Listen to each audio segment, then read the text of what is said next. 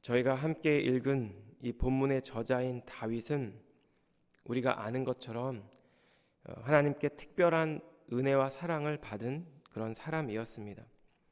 비록 인생의 하반기에 다윗 역시 불완전한 사람의 모습을 보여주었고 또 죄인의 모습을 보여주긴 했지만 그는 분명히 그의 평생의 삶 가운데 하나님께 인정을 받았던 사람이었고 의로운 왕의 모델로 평가받았으며 더 나아가 메시아를 예표하는 인물로 세워질 수 있었습니다.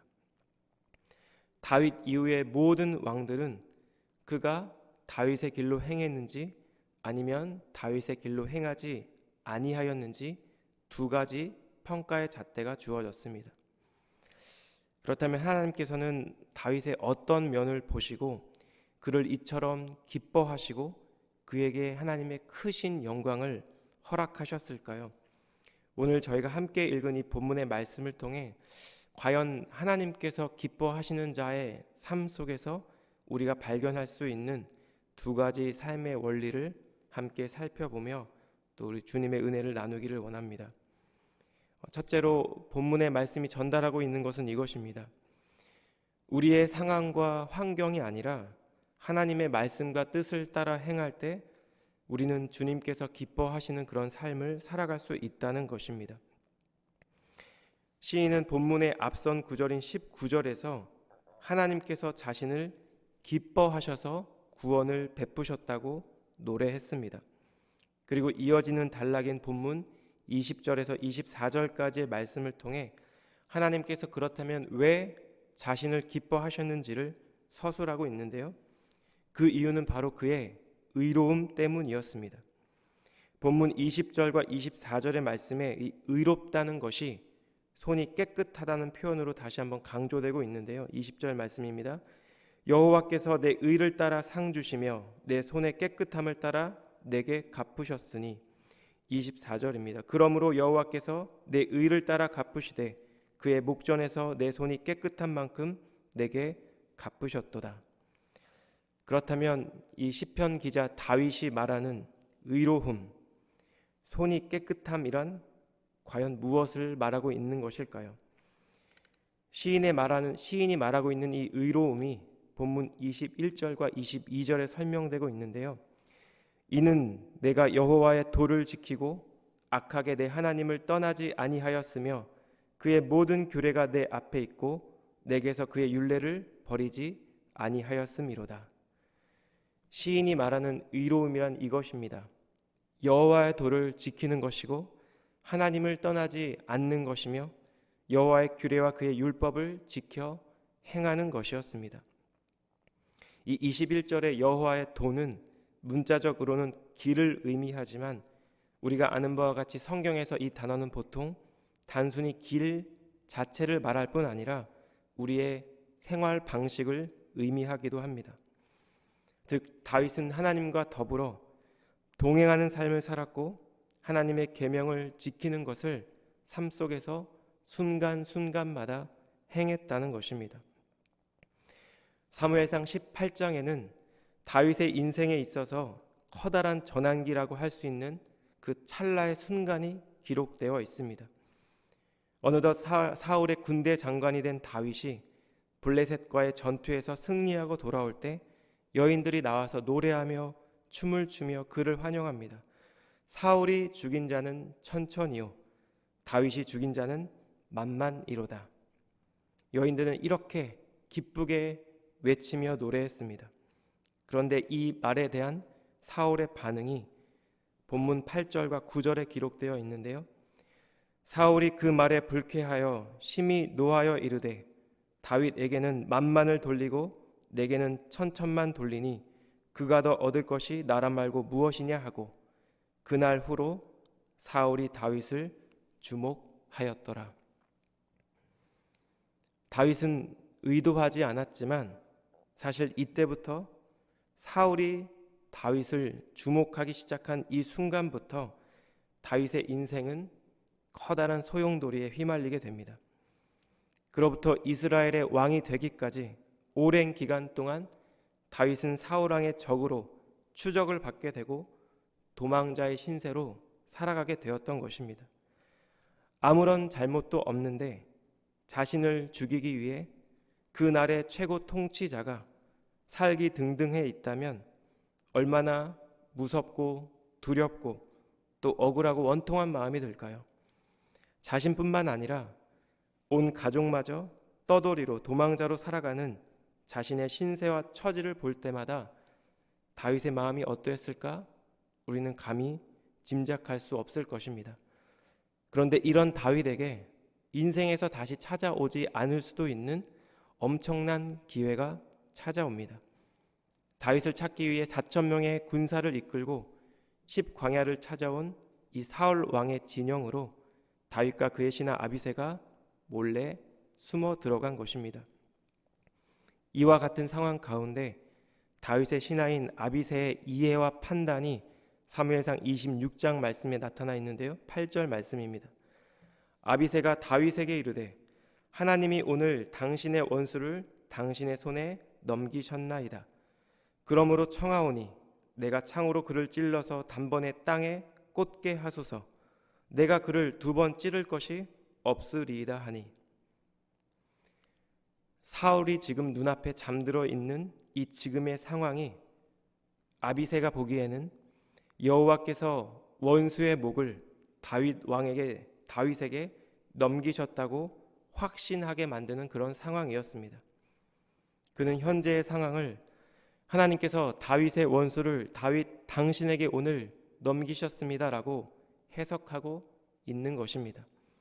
그런데 이에 대한 다윗의 반응이 무엇이었을까요? 동일한 본문 9절에서 11절 말씀인데요. 다윗이 아비새에게 이르되 죽이지 말라. 누구든지 손을 들어 여호와의 기름 부음 받은 자를 치면 죄가 없겠느냐 하고, 다윗이 또 이르되 여호와께서 살아계심을 두고 맹세하노니 여호와께서 그를 치시리니 혹은 죽을 날이 이르거나 또는 전장에 나가서 망하리라. 내가 손을 들어 여호와의 기름 부음 받은 자를 치는 것을 여호와께서 금하시나니 너는 그의 머리 곁에 있는 창과 물병만 가지고 가자 하고. 다윗은 같은 상황에 대해 전혀 다른 해석을 내놓고 있습니다. 여기에서 중요한 것은 그는 주어진 상황과 환경만을 의지해서 하나님의 뜻을 찾고 구하고 발견하지 않았다는 것입니다. 지금 다윗이 발견한 하나님의 뜻은 무엇일까요? 그것은 여호와의 기름 부음 받은 자를 치면 안 된다는 것입니다.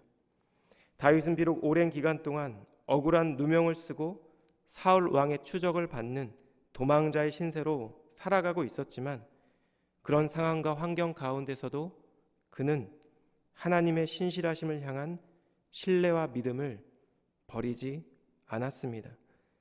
그는 특정한 상황과 환경 가운데 두루뭉실하게 하나님의 뜻을 자신의 의도와 바람대로 해석하려는 유혹에 빠지지 않았습니다. 그는 자신의 삶 속에서 분명한 하나님의 말씀을 통해 하나님의 뜻을 알고 있었고 그러한 주님의 뜻을 따라 행했던 것입니다. 우리가 하나님의 뜻을 구하면서도 상황과 환경 가운데 내가 원하는 방향대로 또 나의 의도가 반영된 대로 하나님의 뜻을 해석하는 것, 이것은 어쩌면 오늘날을 살아가는 모든 그리스도인들에게도 동일하게 다가오는 달콤한 유혹일 것입니다. 하나님께서는 분명 상황과 환경을 통해 우리의 삶을 인도하시고 우리의 삶 가운데 동행하시지만 그것보다 우선하는 것은 바로 하나님의 말씀인 줄 믿습니다. 여호와의 도를 지키고 여호와의 율례를 버리지 아니하였던 다윗, 말씀 속에서 하나님의 분명한 뜻을 발견하고 그 뜻대로 살기를 주저하지 않았던 이 다윗의 용기와 결단이 이 아침 저희 모두에게 큰 도전이 되는 귀한 시간 되기를 주님의 이름으로 축복합니다. 상황과 환경이 내 발의 등이 아니라 주님의 말씀이 내 발의 등이 되는 삶, 그러한 삶을 통해 하나님을 기쁘시게 하는 우리 사랑하는 성도님들의 오늘 하루의 삶 그리고 평생의 삶이 되기를 우리 주님 이름으로 축복합니다. 두 번째로 본문이 전달하고 있는 것은 이것입니다. 하나님만을 온전히 신뢰하는 삶, 그것이 바로 주님을 기쁘시게 하는 삶이라는 것입니다. 본문 25절에서 29절까지의 말씀은 특별히 하나님을 3인칭이 아니라 2인칭으로 표현하고 있습니다. 이를 통해 하나님의 성품이 하나님을 마주하고 있는 시인 자신에게 더욱더 분명히 입증된 것이라는 것을 강조하고 있는데요. 특별히 25절에서 27절까지의 말씀을 통해 다윗은 모든 사람에게 공평하게 보응하시는 하나님의 모습을 묘사하고 있습니다. 25절과 26절 말씀을 읽겠습니다. 자비로운 자에게는 주의 자비로우심을 나타내시며 완전한 자에게는 주의 완전하심을 보이시며 깨끗한 자에게는 주의 깨끗하심을 보이시며 사악한 자에게는 주의 거스르심을 보이시리니. 그런데 이 본문의 말씀을 공동 번역이 이렇게 번역하고 있는데요. 한 마음으로 당신을 위하면 당신께서도 한 마음으로 위해 주십니다. 흠 없이 당신을 위하면 당신께서도 흠 없이 위해 주십니다. 두 마음을 품지 않고 당신을 받들면 당신께서도 두 마음 품지 않고 붙들어 주십니다. 그러나 당신을 속이려 드는 자는 꿰어 넘어지고. 한 마음으로, 온전한 마음으로 하나님께 대하면 하나님께서도 동일하게 한 마음으로 우리를 위해 주신다는 것입니다. 죄악을 행하거나 거짓됨 없이 하나님 당신을 대하면 당신께서도 흠없이 저희 모두를 대해 주신다는 것입니다. 특별히 25절에서 이 완전은 절대적 의미에서의 완전성이 아니라 우리의 인생의 목표와 방향이 하나님을 향해 있고 주님의 뜻과 말씀에 부합한 삶을 살아가는 자를 의미합니다. 그래서 이 완전이라는 의미를 정직과 성실로 번역한 공동 번역은 그래서 그런 의미를 살려서 제가 읽어드린 바와 같이 흠없이 당신을 위하면 당신께서도 흠없이 위해 주십니다라고 번역하고 있는 것입니다. 그렇다면 26절의 깨끗함은 무엇일까요? 그것은 공동 번역의 표현대로 두 마음을 품지 않는 것입니다. 저희가 매 주일마다 담임 목사님을 통해 호세아서의 말씀을 듣고 있는데요. 그 말씀에 등장하는 이스라엘 백성과 같이 외형적으로는 그리고 형식적으로는 하나님을 섬기는 것처럼 보이지만 그들이 진정으로 원하고 의지하고 있는 것은 그들의 부와 재물이며 그들의 우방국이라는 사실, 바로 이것이 두 마음을 품는 것입니다.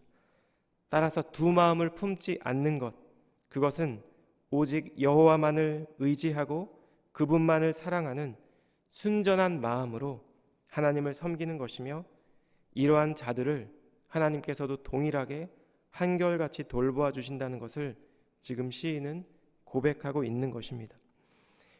이어지는 본문 27절의 말씀은 우리 한글 번역에는 나타나 있지 않은데요. 히브리어 원어상에 왜냐하면을 의미하는 접속어 키로 시작합니다.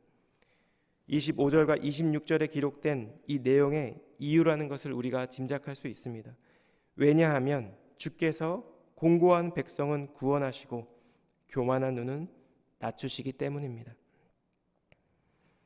그런데 다윗의 인생을 우리가 살펴보면 때때로 그에게 펼쳐지는 삶의 자리가 이렇게 그가 고백한 대로 하나님께서는 곤고한 백성을 구원하시고 교만하여 두 마음을 품은 자들은 낮추신다는 사실을 그대로 믿고 받아들이는 것이 결코 쉽지 않았을 것입니다. 평범했던 이 10대 소년의 인생은 사울 왕에 의해 지명 수배자가 되면서부터 반역자이자 도망자의 신세가 되었을 것입니다. 사울 왕을 피해 이리저리 도망 다닐 때 다윗은 자신의 미래가 어떻게 펼쳐질지 도무지 감 잡을 수 없고 전혀 예상할 수 없었을 것입니다. 이 절망의 상황 가운데 다윗이 행한 것이 무엇일까요? 그것은 여호와를 의뢰한 것입니다. 본문 28절과 29절 말씀인데요. 주께서 나의 등불을 켜심이여 여호와 내 하나님이 내 흑암을 밝히시리이다. 내가 주를 의뢰하고 적군을 향해 달리며 내 하나님을 의지하고 담을 뛰어넘나이다. 다윗은 자신의 인생 모든 상황 가운데 하나님을 의지했던 사람이었습니다. 때로는 흑암과 같은 상황 속에서도 하나님께서 친히 그의 앞길을 당신의 등불로 환하게 밝혀주실 것을 신뢰했던 그런 사람이었습니다. 다윗은 양치는 소년에 불과했지만 거인 골리앗에게 달려갔으며 적군이 아무리 많을지라도 그들과 싸우기를 두려워하지 않았습니다. 그 이유는 하나님께서 말씀에 순종하는 자들을 반드시 지키신다는 것을 의심하지 않았기 때문입니다. 그 믿음이 있기 때문에 그는 담대히 주님을 위해 달려나갈 수 있었습니다. 이러한 믿음의 고백이 오늘 본문 말씀 30절과 31절에 언급되고 있는데요. 하나님의 도는 완전하고 여호와의 말씀은 순수하니 그는 자기에게 피하는 모든 자의 방패시로다. 여호와 외에 누가 하나님이며 우리 하나님 외에 누가 반석이냐. 다윗과 관련된 여러 가지 서적들이 있습니다. 그러나 제가 개인적으로 가장 감명 깊게 읽은 책을 하나 꼽으라면 유진 피터슨이 쓴 현실의 뿌리 박은 영성이라는 책입니다. 저자는 다윗 이야기에는 우리가 흔히 정의하는 기적이 단 한 번도 등장하지 않는다는 점을 꼽고 있습니다. 그렇기에 이 다윗 이야기야말로 현실에 기반한 하나님 백성의 정체성과 사명을 인식하고 올바른 영성을 기르는 데 적절하다고 평가하고 있는데요. 실로 다윗은 제사장도 아니었고 선지자도 아니었습니다. 그는 이새의 8 아들 중 막내였고 선지자 사무엘이 방문했을 때조차 그의 앞에 데려오지 않아도 거리낌이 없을 정도로 그 누구의 주목도 받지 못했던 평범한 양치기 소년이었습니다. 다윗은 성령으로 잉태된 사람이 아니었고 아버지의 극진한 사랑을 받은 적도 없었습니다. 그에게는 신비한 힘이 솟아나게 하는 머리카락도 없었고 기도할 때마다 초자연적인 기적을 일으키는 능력도 없었습니다. 이러한 사실들을 보면 다윗은 우리와 동일한 사람입니다.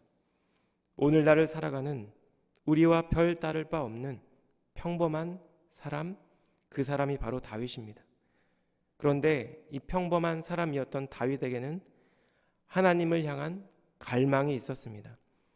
완전하신 하나님의 말씀에 대한 굳건한 신뢰와 믿음이 있었습니다. 다윗은 그의 평생의 일상 속에서 살아계신 하나님을 찬양했고 그분의 신실하심을 노래했고 고백했습니다. 그리고 하나님께서는 이러한 다윗의 삶과 그의 고백을 기쁘게 받으셨습니다. 삶의 어떠한 자리에서도 죽음의 위험 앞에서도 믿었던 신하의 배신 앞에서도 그리고 아버지의 양을 치는 일상의 삶 가운데서도 그 어떤 상황 가운데서도 완전하신 하나님을 의뢰했던 다윗의 고백이 우리 사랑하는 한우리교회 모든 성도님들의 삶의 고백 되기를 우리 주님 이름으로 축복합니다. 하나님의 도는 완전하고 여호와의 말씀은 순수하니 그는 자기에게 피하는 모든 자의 방패시로다. 여호와 외에 누가 하나님이며 우리 하나님 외에 누가 반석이냐. 이 고백이 우리의 고백 되기를 우리 주님 이름으로 축복합니다. 기도하겠습니다. 하나님, 오늘도 저희들을 예배의 자리, 말씀과 기도의 자리로 인도해 주심에 감사드립니다.